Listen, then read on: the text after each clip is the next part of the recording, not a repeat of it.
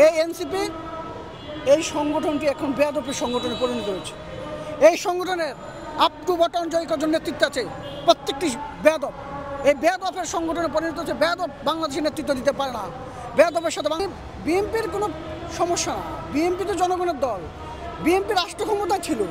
BNP এককভাবে রাষ্ট্র পরিচালনা করেছে। যারা চাচ্ছে তারা তো রাষ্ট্রের পরিচালনা করে নাই, তারা রাষ্ট্রের জনগণের সাথে সম্পৃক্ত না। আপনি দেখেন, এই যে যারা এনসিপির কথা বলছেন, এরা এই যে বাচ্চা ছেলেগুলো যে মিছিল মিটিং করতেছে, এদের আপনি কথাবার্তার ধরন দেখছেন। এরা কখন কোন কথা বলে, এরা বাপের রেখে দাদারে বলে, দাদারে ধুয়ে বাপেরে বলে, কখন কি বলে চিন্তা ভাবনা করে না। এই যে কালকে দেখেন আপনি কক্সবাজারে উল্টাপাল্টা কথা বলা, ওখানকার সাধারণ জনগণ খেপে গেছে। এখন এরা জায়গায় জায়গায় এরা একটা টার্গেট নিয়ে নামছে। এখন এনসিপি কি এরা চাচ্ছে এই যে পিআর আর নির্বাচনটাকে বিলম্বিত করা। এখন বিলম্বিত করতে হলে কীভাবে করতে হবে? এখন এরা হচ্ছে বিএনপির সবচেয়ে জনপ্রিয় নেতা কারা? এই জনপ্রিয় নেতাদের ওই জেলায় যে তাদেরকে আক্রমণ করে কথা বলবে। আক্রমণ করে কথা বললে ওই এলাকার সাধারণ জনগণ তাদের উপরে ক্ষিপ্ত হয়ে তাদেরকে বাধাগ্রস্ত করবে। তারা আলোচনার কেন্দ্রবিন্দুতে থাকবে। তারা তাদের এইটাকে রাজনীতিক হিসাবে তারা এরা ফায়দা নিতে চায়, নেতা হতে চায়। আর না হলে সালাউদ্দিন আহমেদের মতো একজন লোক, সবচেয়ে 17 বছরের ভিতরে বিএনপির স্ট্যান্ডিং কমিটির সদস্যের ভিতরে সে নিখোঁজ গুম হওয়া ব্যক্তি ইন্ডিয়াতে ছিল, তার মতো লোককে একজন সজ্জন, সে একজন সচিব ছিল, তার মতো ব্যক্তিকে এই ছেলে নাসিরুদ্দিন পাটোয়ারি নেশাখোর, এই ছেলেটা নেশাগ্রস্ত।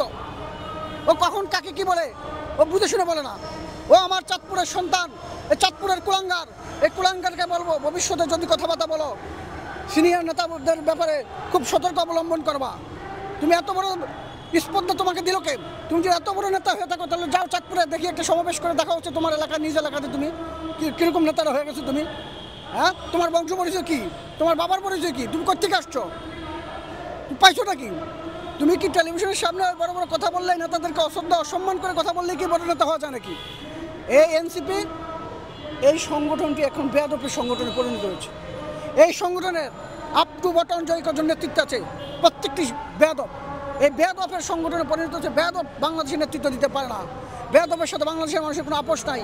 আমি মনে করি বিএনপিকে এখন সতর্ক অবলম্বন করতে হবে, কারণ এরা ষড়যন্ত্র করার জন্য আরও ভবিষ্যতে বিভিন্ন জেলা যাবে, সিনিয়র নেতাদেরকে, বিভিন্ন জনপ্রিয় নেতাদেরকে আক্রমণ করে কথা বলবে। সেখানে এদের ফাঁদে ফাও দেওয়া যাবে না, কারণ এরা চাচ্ছে এদেরকে যেন বিএনপি ওইখানে বাধাগ্রস্ত করে।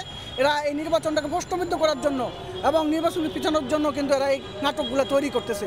অতএব আমাদের সাবধানতা অবলম্বন করতে হবে।